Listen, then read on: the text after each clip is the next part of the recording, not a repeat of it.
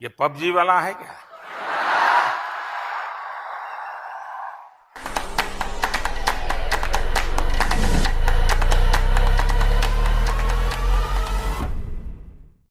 नमस्कार दोस्तों पबजी को बैन हुए 3 दिन बीत चुके हैं। भारत सरकार ने साइबर सिक्योरिटी का हवाला देते हुए पबजी समेत 118 ऐप्स पर बैन लगा दिया। मोदी सरकार के इस बड़े फैसले से सबसे गहरी चोट यदि किसी को पड़ी है तो वो है पबजी गेम निर्माता कंपनी और चीन। दोस्तों आंकड़ों के मुताबिक टेंसेंट को $14 बिलियन का नुकसान हो गया है।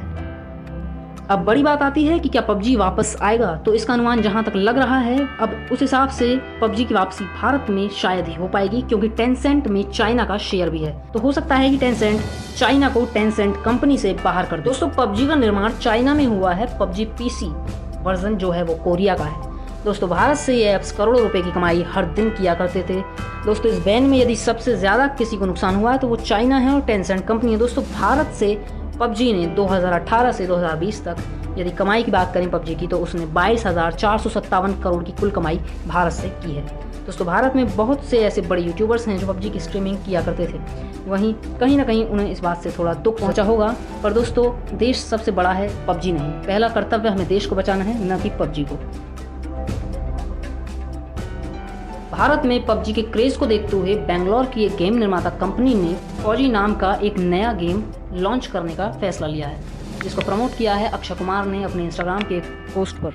आप देख सकते हैं कि इसमें साफ लिखा हुआ है कमिंग सून, जिसका अर्थ है कि ये 1 से 2 महीने में लॉन्च हो सकता है प्ले स्टोर पर। अब कमिंग सून लिखा है तो इसका अर्थ ये तो नहीं होगा कि 6 महीने में लॉन्च होगा, ये 1 या 2 महीने बाद आपको प्ले स्टोर पर ज़रूर दिख जाएगा। दोस्तों इस गेम को भारत में पबजी के सब्स्टिट्यूट की तरह देखा जा रहा है, और सबसे अच्छी बात होगी कि ये गेम मेड इन इंडिया होगा और इसके कुल कमाई का 20% हिस्सा भारत के ही बने एक वीर ट्रस्ट में दान दिया जाएगा, जो कि फौजियों के लिए इस्तेमाल होगा। इस गेम में आपको भारतीय सैनिकों के जीवन की कुछ बातें जानने को मिल सकती हैं, और इस गेम का पूरा नाम फियरलेस एंड यूनाइटेड गार्ड्स है। वैसे देखा जाए तो ठीक ही है, क्योंकि भारत का एक बड़ा युवा वर्ग इस गेम की तरफ आकर्षित हो चला था, और इस गेम का दिमाग पर बहुत गहरा असर पड़ता है।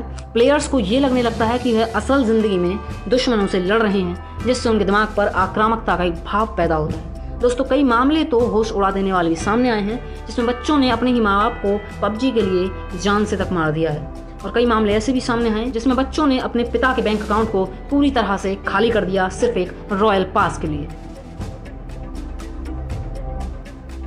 भारत में ही इसके कुल 33 मिलियन डाउनलोड्स हैं, जो इसे भारत का डाउनलोड किया जाने वाला सबसे पॉपुलर ऐप बनाते हैं। और चलिए देखते हैं अब वो कौन कौन से ऐप हैं जो भारत ने बैन किए हैं।